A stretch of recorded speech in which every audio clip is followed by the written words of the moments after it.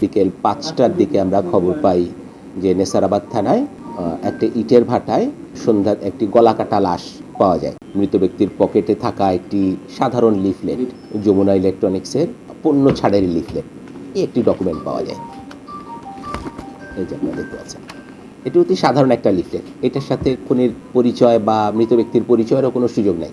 আমরা রাস্তাঘাটে এরকম লিফলেট সচরাচর পেয়েই থাকি। তো আমি আমার বিশেষ ধন্যবাদ দিই আমার নেসারাবাদ থানা পুলিশের কর্মকর্তাদের, OC Nesarabad, circle SP Nesarabad, এই মামলার সাথে সংশ্লিষ্ট সাব ইন্সপেক্টরস।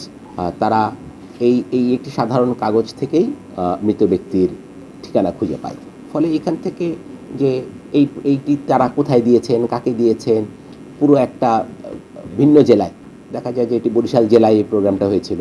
সেখানে যোগাযোগ করে তারা সারা রাত ধরে পরিশ্রম করে তথ্যগুলো সংগ্রহ করেছে যে না, এই ব্যক্তি বরিশালের। পরবর্তীতে আমরা বরিশালের লোক পাঠাই, সেখানে যাওয়ার পরে তার বাসা চিহ্নিত করা হয়, তার বাসায় যোগাযোগ করা হয়, ছবি দেখানো হয়, খবর নেওয়া হয়, নাম জানা যায়, তার নাম গোপাল। তারা বলে যে তিনি একদিন থেকে বাসায় আসেননি।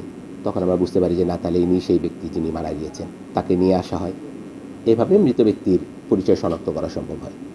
পরবর্তীতে যখন মৃত ব্যক্তির পরিচয় শনাক্ত করা সম্ভব হয়, তখন তাদেরকেও দেখানো হয়, তাদের পরিবারকে ওই ছবিগুলো দেখানো হয় এবং তারা আইডেন্টিফাই করে।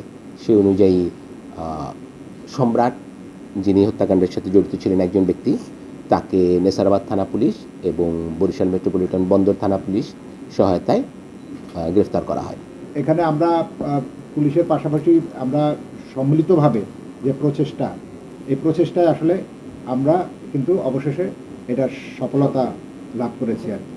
তো এইটাই যে কোনো অপরাধ করে যে পার পাওয়া যায় না এবং কোনো না কোনো চিহ্ন নিদর্শন আমাদের কাছে থেকে যায় বা আমরা সেটা পেয়ে যাই, সেটাই হচ্ছে মূল বার্তা অপরাধীদের জন্য।